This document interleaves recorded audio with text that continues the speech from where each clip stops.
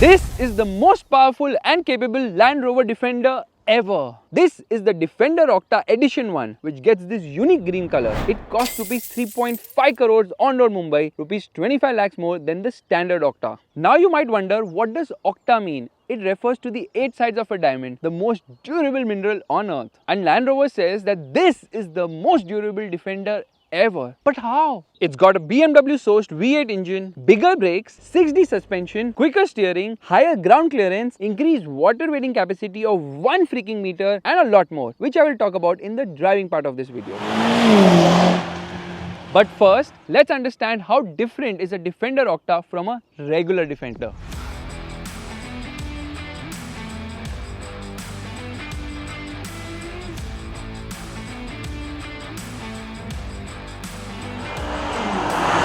The Octa sits 28 mm higher, which makes the ground clearance 323 mm when the air suspension is raised to the maximum.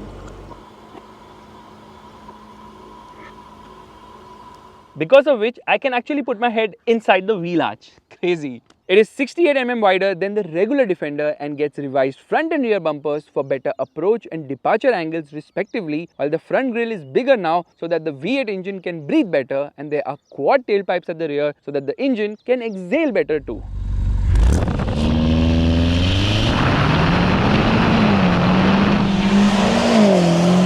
The wheel arches are very flared, and that's to accommodate these new 275/60/20 BF Goodrich tires that are off-road tires in the Edition 1 and reduce the top speed by 40 km/h.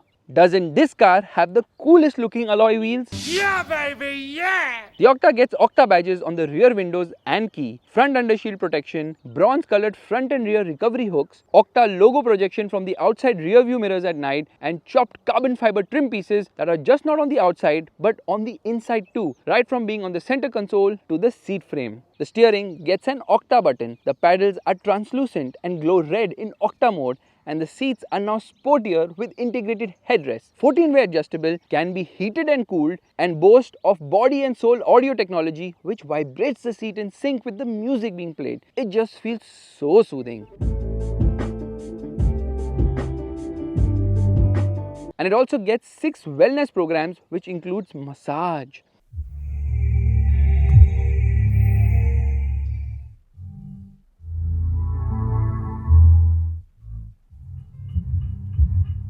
The Defender is actually a very feature-loaded car, so the rest of the kit is actually carried over.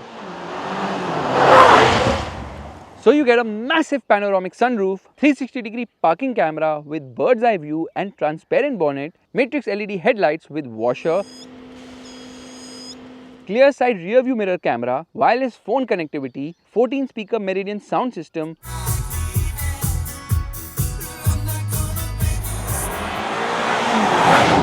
4-zone climate control air conditioning, PM 2.5 air filter, cooled box under the front center armrest, wireless phone charger, safari windows, laptop charging point in the boot, detailed off-road menus, rear camera cleaning function, heads-up display, 10-color ambient lighting, a 12.3-inch instrument cluster, and an 11.4-inch touchscreen infotainment system, which, unlike all other Land Rover models, thankfully still has physical buttons. The Defender is a very rugged car with rubberized panels and exposed screw heads. Its spacious second row makes it a car for the family, as the boot is big at 972 liters and the ride height can be adjusted from the boot. No, the Octa can't be had with 7 seats, which the regular Defender can. This car has plenty of storage spaces, making it super practical. But the real magic is far beyond its design and features. So let's give it the beans.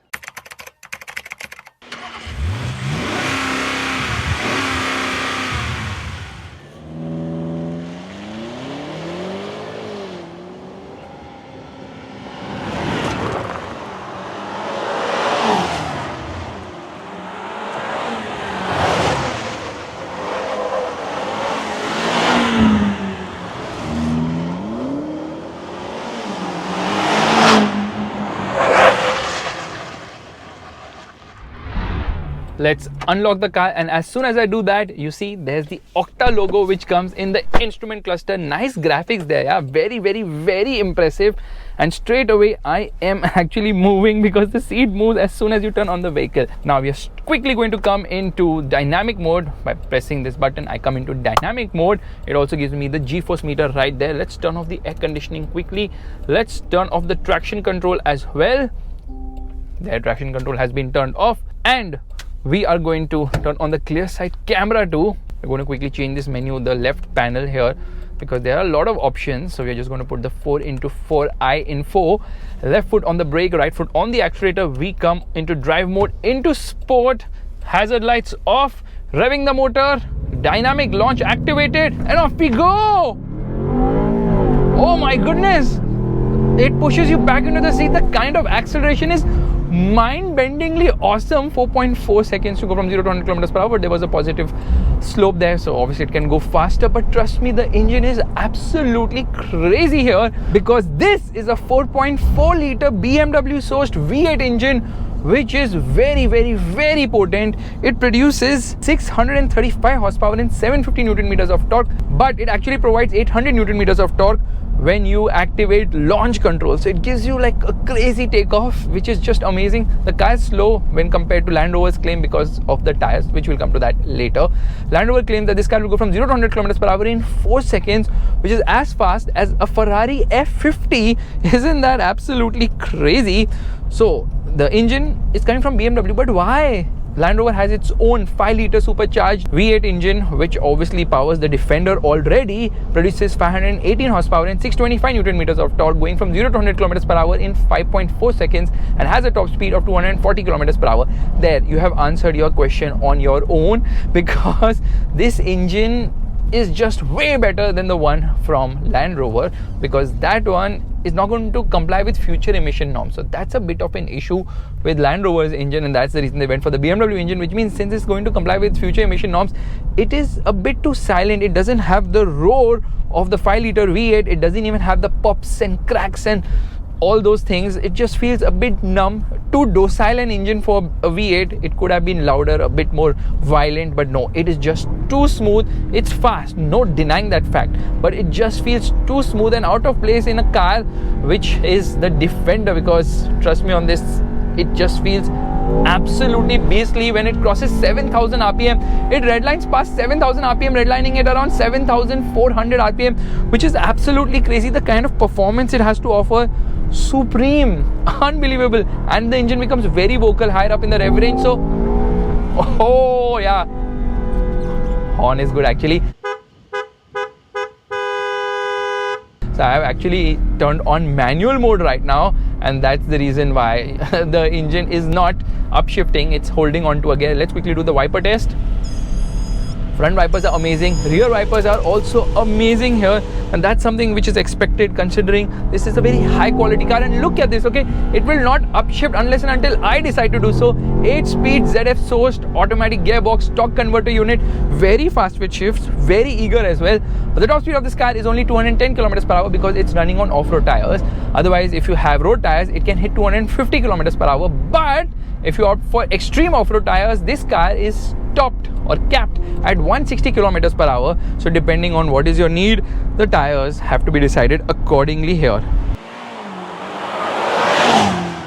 Now obviously it has a mild hybrid system, a 48 volt mild hybrid system, which gives an additional 27 horsepower and 175 newton meters of torque. And I can feel that because at times when I'm accelerating, the electric motor pushes out all that power and torque very violently, and then you're like scrambling for traction. Sometimes I feel the car is going to overtake the front end because the level of thrust which is coming to the rear wheels is unfreaking believable. This car feels super duper fast. We'll just get into some information here because obviously it has a lot of this info as well, which is kind of cool. So we will come into the 4x4i. Yeah, just show me. So it's showing me some pitch and roll and all those things here. Now the big thing about the Octa is obviously the way it handles. Firstly, it's a heavy car. It weighs more than 2,500 kgs, and around the corners you can feel the weight, But as far as SUVs go, this is one of the best. Not the best because there's the Lamborghini Urus and there obviously happens to be the Porsche Cayenne, but both those cars are more road centric. This car is just unbelievable off-road, so it offers you the best of both worlds. And my goodness, this engine is absolutely cracker of a unit. The way it pulls, there is no let go, there is no flat spots in the power delivery. Right from get-go all the way till the red line, it just pulls and smashes you into the next gear, pulling really hard and fast. What acceleration! I have never been in an SUV which accelerates like this, and I have driven the Mercedes G63 and I have driven the Brabus version of the G63 as well, which obviously is insane because so much power. Like the Brabus version has 800 horsepower and 1000 Newton meters of torque. It squats from the rear, lifts from the front and then goes. However, this car manages all that very well, so there is very little roll and pitch, and that's because of the 6D suspension, which we'll talk about in a bit, because things in this car seem to be over-engineered, which is quite unbelievable. I'm in just one gear because the kind of performance I can extract from this gear alone is just mind-numbing. Yeah. Firstly, the car is 28 mm higher, which means that the overall ground clearance has increased, and now it is 250 mm at its lowest position, going all the way to 323 mm at its highest position, which is unbelievable. Of course, I'm not counting cars like the Tesla Cybertruck and the GMC Hummer EV, which has even crazier their tire noise, because these tires are just not meant for the job. Like really crazy ground clearance here, so you can capture the worst of roads. And now we are going to be doing the brake test. Let's do it now. Yeah, these tires are not meant for the job, but yeah, the brakes are very strong here.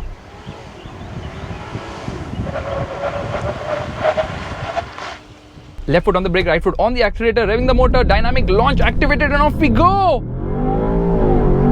Oh my goodness, it pushes you back.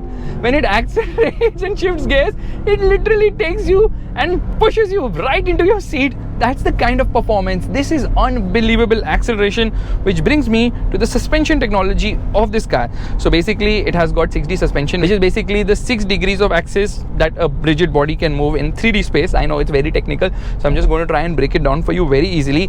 This car does not have traditional anti-roll bars only. What is the problem with anti-roll bars? The problem with anti-roll bars is that it actually ends up compromising the wheel articulation of the vehicle, and that's the reason this car does not have traditional anti-roll bars, firstly. Secondly, this Octa has hydraulically interlinked triple valve semi-active suspension or dampers, and they provide independent compression and damping. The result is that this car feels unbelievable to drive on such roads, yet it's extremely capable off the road. In fact, they have moved the front axle ahead by 4 mm and the rear axle ahead by 3 mm so that they can accommodate the big wheels which this car is running on, and they can also accommodate the higher ground clearance as well as the wheel articulation, which by the way has increased by 100 mm. So 500 mm of wheel articulation. The water weighting capacity has increased by 100 mm as well to 1 freaking meter, which is absolutely insane. So basically the fluid is sent between the dampers on either side of the vehicle, so that ensures that when you're moving from front to back, it eliminates any sort of pitch and roll. So when you're accelerating or when you're braking, the fluid moves, ensuring that the car remains stable. And that's one of the major reasons why this car is just unbelievable in terms of the way it drives. It feels so sure-footed and tied down to the road. It feels unbelievable to drive for an SUV. Something which is this tall, this heavy, has absolutely no business to be this dynamic, but somehow it is, because Land Rover has definitely worked its magic here. In fact, this technology is used by McLaren in their 750S. No wonder I fell in love with the 750S. That car used to go through corners at such crazy speeds that I couldn't cope up with it. That's the kind of performance. Oh my god, the car is unbelievable in terms of the handling. By the way, ADAS is not there. I think it has got lane keep assist because there are 2 cameras here. So it has got lane keep assist, but not that you care about all that. What you care about is what's the fuel efficiency of this car, and it's very poor. I've already gone and filled another full tank of fuel in hardly half a day's driving, because this car is sipping fuel. It returns around 3 to 4 kilometers per liter depending on your driving style, and even when you're not flooring it like this, it will still drink a lot of fuel because it is thirsty, it is heavy, it has a lot of power, and it needs all that fuel to be able to push you ahead with this sort of ferocity. And if you think that Land Rover has just given this the new suspension and stopped at it, you were wrong, because they have also given it new control arms, there are new linkages, there are new knuckles, so a lot of stuff has been done. In fact, this car's roll resistance has increased by 67% compared to the regular car, which means it's going to roll a lot less. And around the corners, it's unbelievably dynamic. It feels really tied down to the road. Body roll is very well contained, and it just maintains its line beautifully well. There's a problem though, when you're pushing this car hard around the corner, you really are not able to keep up because the car is so fast. At times it feels that the car is going out of control. That is the level of performance. But another issue are the tires here, because these off-road tires now are not the best on road because of the way they have been made for off-road driving. When you're driving it on road, the car tends to waver around a bit, so you have to have a firm hand on the steering wheel. The steering is amazing in terms of the feel and the feedback and the way it weighs up. It is just beautiful, and I love the fact that I can manually make shifts like this. Obviously I've got paddle shifters, but doing it with a gear lever is so satisfying. This Triptronic function, unbelievable. I like to drive like this. I always like to drive like this. I don't know why. It's so reassuring to keep your left hand on the gear lever. I'm just wondering what will happen in the future when there will be electric cars. Where will people keep their hand? And if you're wondering what is 6D, it is basically the 6 freedoms of movement, which is left, right, up, down, forward and back. So Land Rover has really put a lot of physics and mind into this. And of course it gets the regular hardware. It has got low and high range transfer case. It has got off-road ABS also for loose surfaces.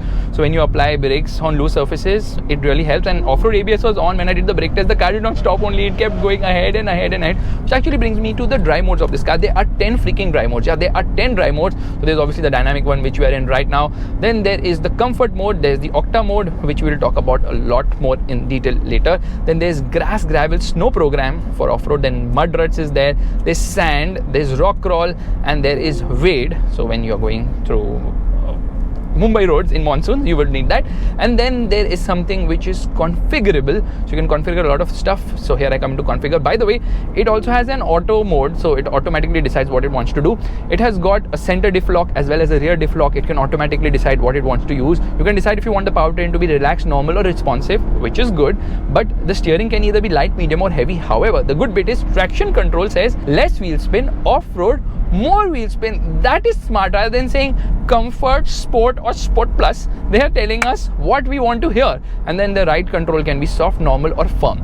Now ride quality is actually very good in this car somehow, because I don't know, maybe the wheel travel is good, the suspension is magical, it just glides through the worst of roads. There is no hopping, there's no movement, it is so tight down to the road. Amazing ride, amazing handling. This car is an SUV which doesn't drive like an SUV, it drives like a sort of sports car. That is how unbelievably good this is. In fact, if you are ever confused which drive mode you should be in, you can simply go through the pages menu wherein it tells you exactly what does a particular drive mode do, and the description is crazy long and big, telling you exactly what happens in each drive mode. Land Rover is like crazy. Why do they even do that? I don't know. Anyways, this car has a much quicker steering wheel. Yeah, it has a much quicker steering wheel because the ratio comes from the Range Rover Sport, which is obviously very dynamic. So this is really very quick in terms of making directional change. Oh my god, this is so quick, it's unfreaking believable. And I don't know how they're managing to do 1 meter of water weighting capacity with those quad exhaust pipes. So the position is such that they somehow manage. It's unbelievable how much they have thought about making a car which can do the best of both worlds. This is a proper Mercedes G63 AMG Challenger because it's fast, it's capable. It's actually more capable than the G63 AMG, yet it is faster than the G63 AMG because it goes from 0 to 100 km per hour in 4 seconds. Meanwhile, the G63 AMG takes 4.3 seconds, and it's cheaper than the G63 AMG as well, which means it's a win-win situation almost everywhere. Brakes are also huge here, by the way. 400mm disc at the front with 6-piston calipers. It's just unbelievable how they have gone overboard with everything possible. In fact, they've also put a heat shield around the fuel tank, and they have done it to insulate it. So there's triple insulation around the fuel lines as well. This car has 20 kilometers of piping alone, which is way too much. I'm telling you now, this car is just excess. In fact, this has been made so that Land Rover can participate in the Dakar Rally, and they are starting their participation next year itself. Yeah, they are coming in the Dakar Rally, which is kind of crazy. But the point is, they want to prove it to the world that Land Rover can make cars which are built to last and which can conquer the worst of terrains. At the end of the day, that's the reason why Land Rover was founded in the first place, right? Now, let's quickly stop here and do the acceleration test, and let me put the car in Octa mode finally, which is quite easy. First and foremost, hazard lights on, and we're just going to keep this button pressed. I keep it pressed for 3 seconds, and then red glowing, Octa mode selected, and it will tell me that since I'm in Octa mode, I should not have any cargo or roof load on the vehicle. That is fine. We are going to come out of this menu. In fact, if I come into dynamic, here also I can configure a lot of stuff. I can set up the engine, steering, gear shift, and the suspension as well. There's a stopwatch. There's a freaking lap timer as well. What is happening? So we're just going to come into 4x4. Left foot on the brake, right foot on the accelerator. Let's reset this. To be able to launch the car, I have to turn off the traction control. It says track DSC, left foot on the brake, right foot on the accelerator. Revving the motor, hazard lights off, come into sport mode, revving the motor, off-road, launch activated, and off we go. Whoa!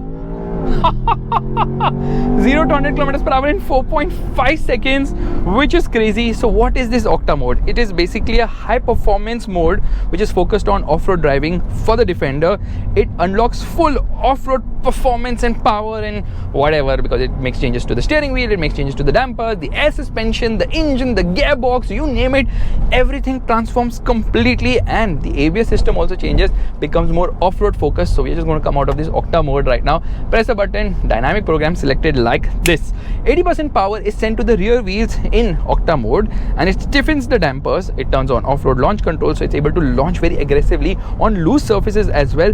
So yeah, it works phenomenally well. Somehow I'm not been able to get the car to be as fast as what Land Rover claims, and that's only because of the tires here. Oh my god, what an engine! It's so fun to drive this car.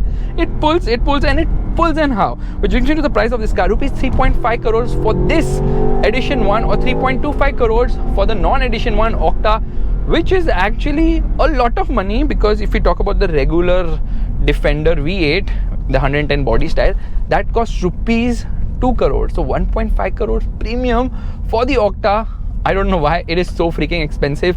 Yeah, it is a very expensive car. 3 body styles for the Defender, which is the 90, 110, 130, but the Octa is only available in 110 body style, and there are 14 variants of the Defender, 2 for the Octa, which are available in India. This car also has the option of matte PPF, because the color is such now, so probably you need to save that as well. Which brings me to the elephant in the room. A lot of you have been asking me, when is Land Rover going to make the car in India? First and foremost, I don't know when that's going to happen. I myself don't know the answer, but that would be next. The Defender would be the next car to be assembled in India via the CKD route. But then you're like, yeah, that free trade agreement which has happened with the United Kingdom will ensure that local manufacturing does not happen. You think the Indian government has not thought about all this and more? First and foremost, the local manufacturing is already happening for the Range Rovers. In fact, all Land Rover models are made in India except the Defender. The free trade agreement says that instead of having 110% CBU import duty, there will just be 10% duty, which means bringing fully imported cars in India will become super cheap from the United Kingdom. But Land Rover will not do it because they don't need to. They are paying just 15% duty right now because they're doing local assembly. So the Range Rover is obviously made in India. Doesn't make any sense to import it now, because obviously they have invested in the whole assembly line and all those things. And again, there'll be some quota system as well. So first and foremost, forget seeing prices of the Range Rover drop, because it's already been dropped significantly. They reduced the price by around 56 lakh rupees, which is around 65 lakh rupees when you factor in the on-road difference which will happen. So that's that. Now, the only car which is not yet made in India or assembled in India by Land Rover is this one, the Defender. So with the free trade agreement, will the prices come down? Absolutely not. Guys, this car is not made in the UK. It is made in Slovakia, which means that the free trade agreement has no benefit to the Defender at all.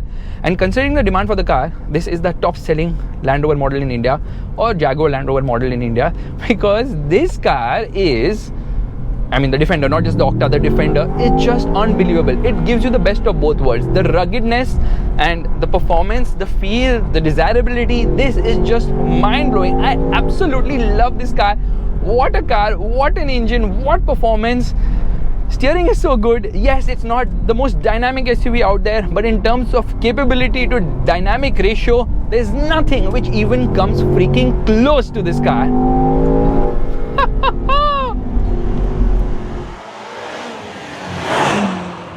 By the way, I didn't do off-roading in this car because Land Rover has told me not to off-road the car because there are chances of it getting damaged and parts can take some time to come. So which is a sort of an issue because with Land Rover, the sales and service network isn't as big as say a BMW or a Mercedes. But hopefully when more cars sell, that also gets addressed. And if I want to drop the ride height right now, it is possible. At 80 speed, I cannot lower the ride height because it says that you're too fast. And as soon as I cross a certain speed, I think 80 kilometers per hour, if I'm having, see, it says slow down, speed too high to change height, off-road height selected. As soon as I go past 80 kilometers per hour, normal height selected as well. So a lot of electronics in this car. Hopefully they last because this car seems built to last.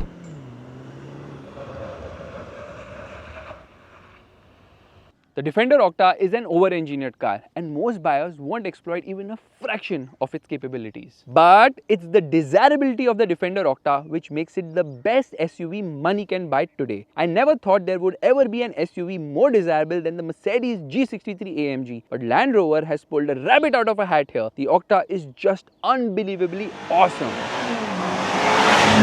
It pushes the boundaries of engineering to an extent that all I can do is marvel at this beast. Thank you so much for watching. If you like this video, make sure to give the thumbs up, that's the like button, and don't forget to subscribe to the channel and let me know in the comment section below which car would you choose, the Defender Octa or the Mercedes G63 AMG. I made my choice. It has to be the Octa because it brings you the best of both worlds, Land Rover engineering and BMW powertrain. What else do you want? Bye bye.